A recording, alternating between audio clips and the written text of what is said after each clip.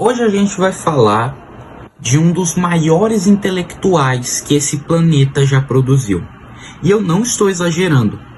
Uma pessoa que conseguiu unir fé e razão com uma precisão cirúrgica. Um homem que pegou a filosofia de Aristóteles, a teologia cristã, a lógica, a metafísica e transformou tudo isso numa obra gigantesca que até hoje influencia a igreja, o direito, a ciência e até debates modernos. Eu estou falando de São Tomás de Aquino.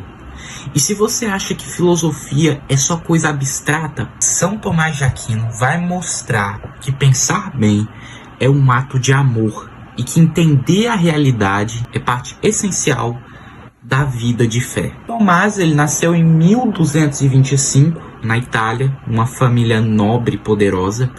Só que desde criança ele tinha uma curiosidade quase infinita. Enquanto os outros pensavam em política, fortuna, influência, Tomás queria saber o que é Deus. Essa pergunta perseguia ele. Ele foi enviado para estudar com os monges da Ordem de São Bento em Monte Cassino, onde ele brilhava pelo silêncio e pela inteligência. Quando cresceu, São Tomás tomou uma decisão que deixou a família furiosa.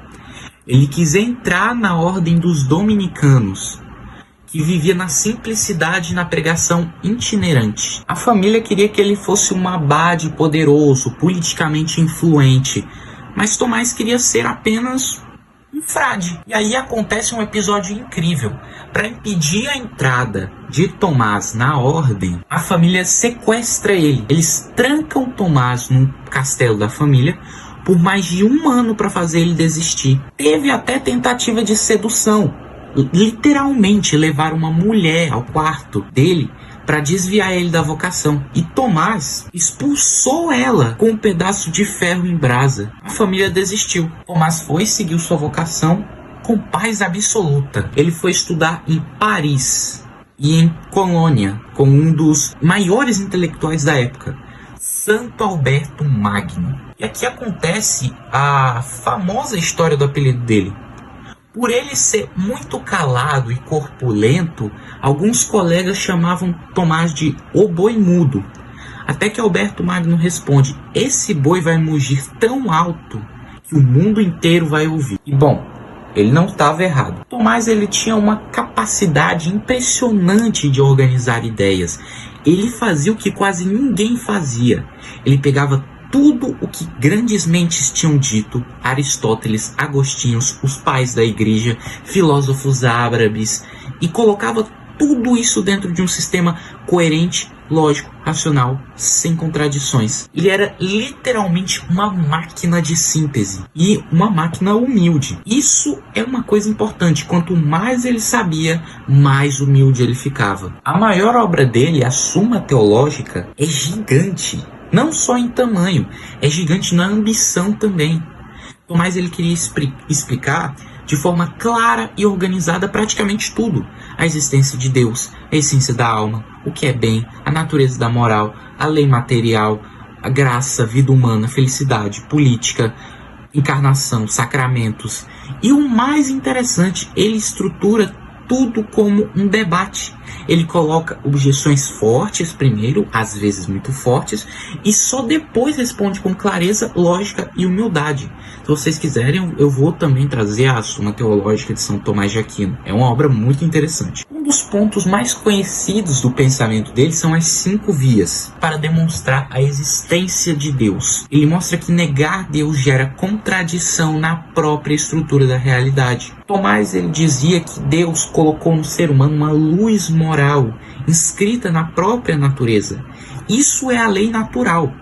Ou seja, antes de existir Bíblia, Estado, governos ou regras culturais, existe algo mais profundo: a própria estrutura moral que Deus colocou em nós. Por isso, Tomás defendia que existem verdades universais. A vida deve ser preservada, a família é um bem natural, a busca da verdade é essencial, a sociedade deve promover o bem comum.